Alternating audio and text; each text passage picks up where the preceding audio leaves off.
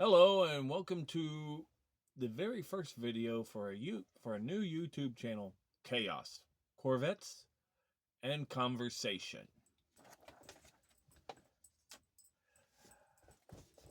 I am Corvette Tony to my friends, and I am starting this just for fun. And if I make money, great. But I am obsessed with Corvettes. I am also a bit chaotic, in case you can't tell. And I enjoy good conversation. My objectives with this channel are just to have fun. Chaos, I can do anything I want. Corvettes, there will be a lot of Corvette content, miniatures, car shows. I may even hook up with someone who owns Corvettes and bring them for conversation about their car. Never know. And of course, conversation. We'll discuss anything. Um, we'll do weird things together while talking about whatever conversation the person's having. Just, it's all about fun. I decided long ago life sucks. If you aren't having fun, why are you bothering? So, anyway, the reason I'm doing this as the first video is I have something. This, by the way, this puppy is Zora Arkus-Duntov. He is named after the godfather, some people say father, I say godfather, of the Corvette. Zora Arkus-Duntov was a engineer who was born in Austria. His parents divorced. He has a hyphenated last name of Arkus-Duntov. The other dog you hear barking is Balder. But Zora Arkus-Duntov was a gentleman who came to the United States during World War II. He and his wife fled the Nazis in France. His wife was a ballerina, if I remember correctly, and they came to the United States. He did automotive engineering. He invented the Duntov cam, which resulted in a significant boost in horsepower. And when he came to Chevrolet and was hired as an engineer, he sat down and wrote a 3-page letter, which I may read at some point, detailing why hot rodders were using Ford engines. And he called them out. He literally sat there and said, "You have a great platform here. You just got to step it up." And this is what I call a do or die letter. It would either destroy his career with the company, he'd be fired and shown the door and sent to Ford, or they would listen to the letter, they would do what he suggested, and they would turn the Corvette into a world-class sports car. Which they did! Gee, why would I name my dog after a man who didn't have anything to do with Corvettes? Anyway, so that's Zora. He will occasionally appear whether I want him to or not. But he also can tell I'm a little excited. And right here is why I'm a little excited. These are purchases from eBay. And according to eBay notifications, one of these has something I'm really excited about. The other one has something I saw it and I wanted it. Let's see what's in the boxes. Let's start with the small one. I've already stripped off identifying information. This is from Verde Valley Treasures. You can see them there. And it is well wrapped. Let's see what's in it. The other night, I was laying in bed and I saw something I wanted online, and I wound up just looking casually at eBay because I'd seen a semi that I wanted, and when I found it on eBay, it was $109 a pop. And I sat there and I said, no. $60 a pop, yes. $109, a little too much for me. I am not independently wealthy. So there's shipping manifest. I am not looking at this because I want to be as surprised as you guys are. And okay, so trains in miniature. It says right there, trains in miniature.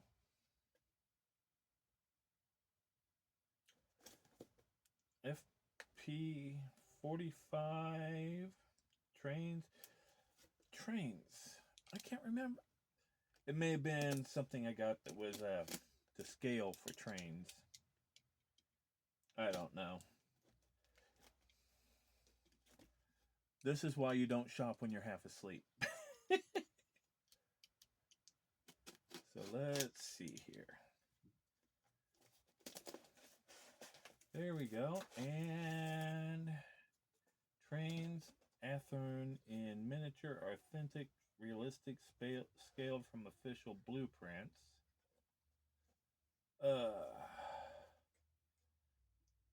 This box has been cut, so it's not a train. See, you can see it's been cut right there. So, let's see what's in it.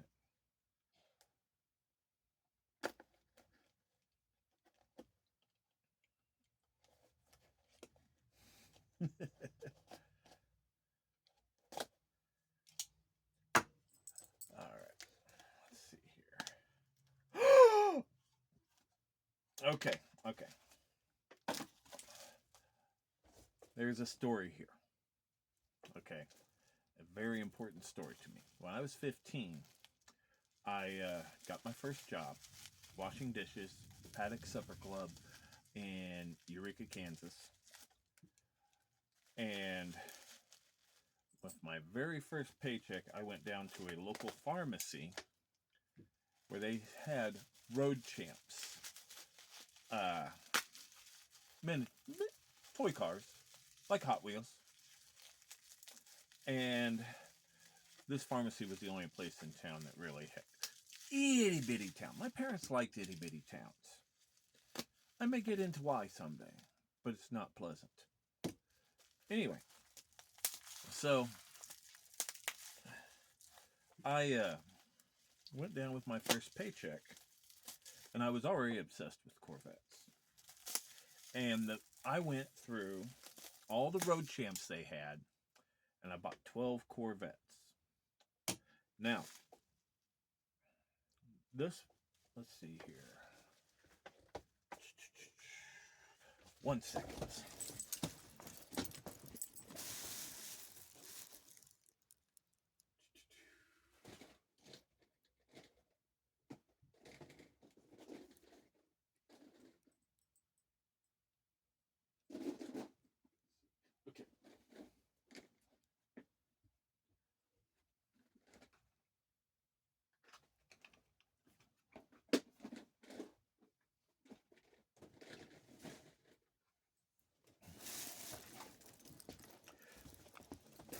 All right. So anyway, Road Champs came in this box. All right. And obviously this is way before there were websites or anything. This was the 1980s. And they came in these boxes. And I went down there and they had 12 Corvettes available. And the very first one I picked out, and this is not it, was one like this. 1963, red interior, red stripe down the hood, number 3. And this was the very first one I picked out because I liked the silver car. And Road Champs, they had opening doors, which was unusual. They had acceptable detail for the 1980s on the undercarriage. And anyway, I bought a dozen cars. This was the first. Now, this is one I'm keeping in the box only because I have the box. And this is the second one I bought. The yellow version. Exactly the same, except yellow and red. Now, you're probably wondering, why is it important that I'm buying them now if I already have them? I don't. See, let's just be honest. I'm an alcoholic. I have been sober for 30 years. And 2 days. But near the end of my drinking problem, I was selling everything. Everything I could, including all my valued Corvette stuff. Now, my favorite year of Corvette is 1963. And I have a couple of the yellow ones. This is about the fourth. Yes, this is the fourth silver one I have. But right here are 2 of the last one of the original 12 cars I bought. The original 63s I bought. And of those 12, these 3 are the ones that I really wanted to replace the most. So, the first box I opened is the most important one. And this here is the metallic blue and silver one. Didn't come with any boxes.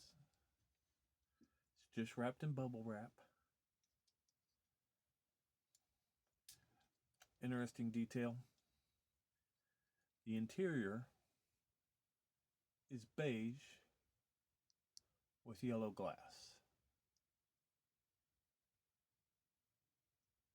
Now, a couple years ago, my wife bought me the first one of these to replace the original 3 because I sold them for booze money. I sold everything for booze money. Maybe one day I'll tell you how I got sober. Most people may not believe it. So, but yeah, there were 12 Corvettes. And this is one I've been looking long and hard for. I saw it on eBay the other night and I was like, I've got to have it. I've got to have it. And now, I have 2. So, one's going in the main collection, and one's going in the special collection. So,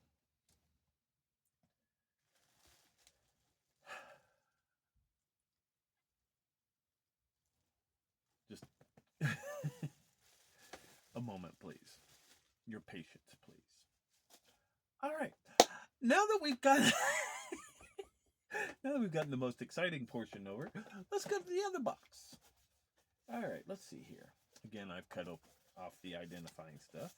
Okay, there's the tape. Box knife, always handy. It's always handy to have a nice sharp knife. Box knives, get dull, you replace the blade.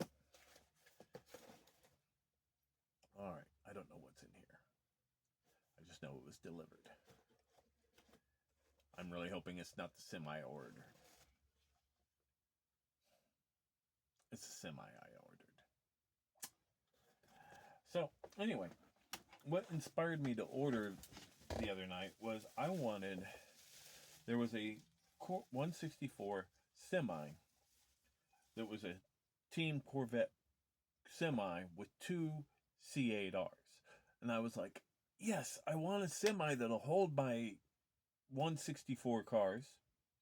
And if it's Corvette racing semi, better. I'm disappointed. This is from Emily Earl. Now, I am disappointed only because I did not see the scale this was. And they didn't have anything in the photos to compare. But, wait a minute. Let me open this up here. I got the... Oh, gee, look, I have a 164 scale car. And nope, it ain't gonna fit in there anyway. So anyway, this is a Corvette semi. You can see there, it's got a C5 Corvette and the C5 emblem. Underneath, we have the semi's dually wheels on the trailer. Well, they're single wheels because it's a toy, but they are supposed to look like dualies. It separates from the cab. The support legs flip down, so it will, it'll stand on its own. And the cab does have a cool feature. We'll get to that in a second. We've got the dually rear wheels, and on the door, it does have the Corvette emblem. So this is a Corvette semi. This is what I call a Corvette adjacent item. Corvette adjacent means it's not Corvette, but it's Corvette related. And I collect Corvette adjacent items as well. Let's see if I have something here that is Corvette adjacent. No.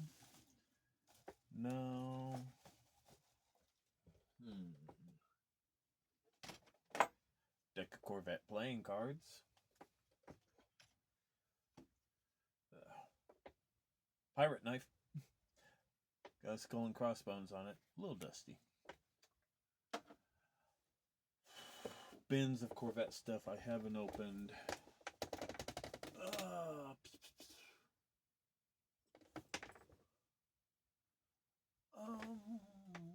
No. Nothing Corvette adjacent handy right now. But Corvette adjacent means it was inspired by or the actual car was built using something Corvette. For example, one thing I collect, here's a Penguin car, but that's a Nomad. Now, there are two kinds of Nomads, and I collect them both. This is a 55 Nomad. The 54 Nomad is a Corvette Nomad. And the Corvette Nomad, I don't have one handy in here right now.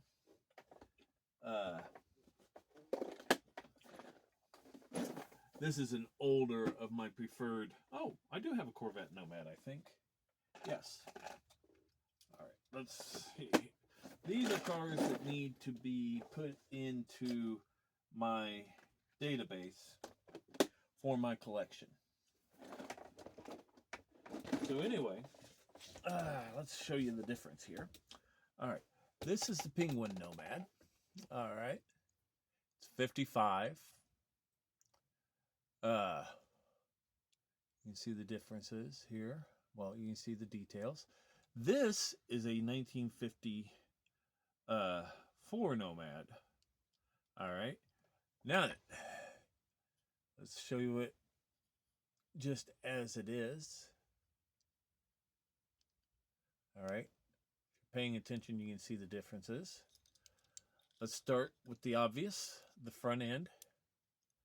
You can see that this one here, the grill, the headlights are all Corvette inspired. This one is not. That's why this is a Nomad. This is a Corvette Nomad. Then we switch to the side views. All right. This one, the tail end is similar to the first 3 years of the Corvette. This one, obviously, it's not. Now, the 54 Nomad was designed with multiple features that never made it to production. Like the Corvette at the time, it had a fiberglass body. The roof was supposed to be retractable. I've seen photos of the original. I have never seen it with the roof down, but it was supposed to be a convertible station wagon of all things. Of course, it was going to have a Corvette power plant, Corvette suspension, and it was going to be a Corvette station wagon. Whereas what came to production apparently had a sunroof, because they always seem to have a sunroof. The back end kept the ridges, even though it was changed from the Corvette version. And that is your Corvette adjacent concepts. Let me put these back in here. I like these storage cases. They're actually this one's old, it's broken, nearly 20 years old, I think. But, and I may as well put one of these in here too, because those are going into my collection. But it's old, it's broken. Here's a newer one. And these are my id Racer cars on this side. Nope. No. These are other cars. Some of our id Racers. Hot Wheels id Racers. It's sundown to now. I haven't opened the app since it was sundowned. Oh, here's a cool one though. One of the cars I buy is a twin mill. They built a real twin mill using a 1967 Corvette chassis as well as two V8 Corvette engines. The car, because it had two completely different drivetrains, you could put one in first gear, one in reverse. I don't know if it was automatic or manual transmissions. Zora, he likes to lick my face.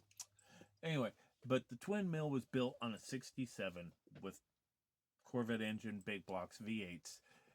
And they had hood scoops, and you could put one in forward, one in reverse, and do one hell of a tight donut.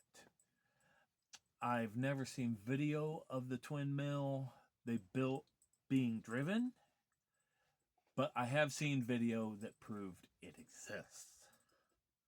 And it took a lot of research to find out it was a 67 Corvette, because I just casually saw that it was built on Corvette parts, and so I had to research it.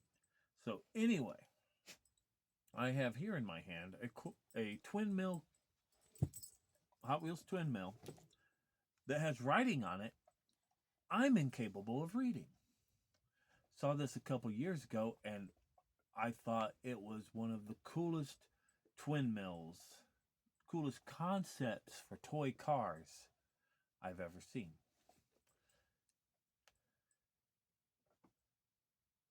There we go.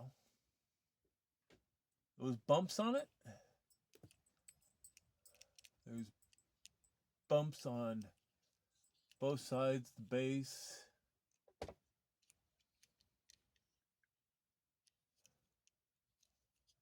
That is Braille.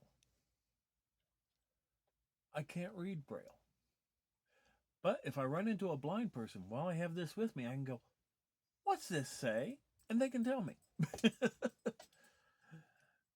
And I bought several of these, and the packaging had Braille on it as well, because the money from these, part of it went to a foundation for the blind.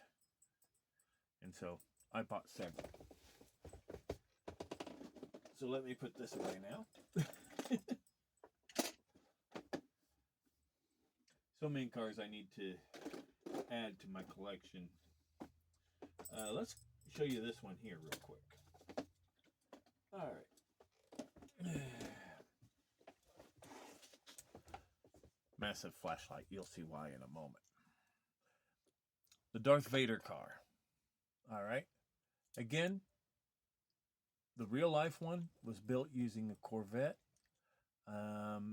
If I remember right, they used a C5 Corvette. I want to say 2004, 2003. A later C5. It may have been a C6. I am not certain. But because they built it on a Corvette, I wanted it. I have another Star Wars themed Corvette around here that I haven't added to my collection yet. I'll add that later. But I'm going to take my massive flashlight here, and I'm going to put the Darth Vader car on top of it. Actually, do I have something?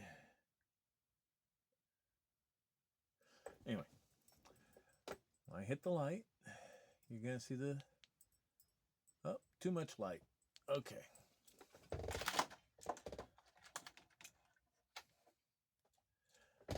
This is where one of my favorite TV shows comes into play. All right. I have a problem with too much light. I need a little light, but not a lot of light. So I have cardboard from a package I just opened, and over here I have some screwdriver bits, and I'm going to pop this loose. You never know what you're going to see on this channel. Magnetic. Woohoo! Magnetic things are cool too. So let's take this bit and... Alright. There we go. We made a hole. Now, why did I make a hole? To show you a car? There it is. All right. This is an id racer, but if you look at the bottom, Hot Wheels has a few cars, very few cars, with, you see that red circle there? Red circle is very important. So, punch this through the other way. There we go. So, I'm going to take the Darth Vader car. I'm going to take this cardboard, and I am going to put that red circle over the opening in the cardboard. Try to anyway. Then let's take the massive flashlight, put it under here, and if I can get it in just the right spot,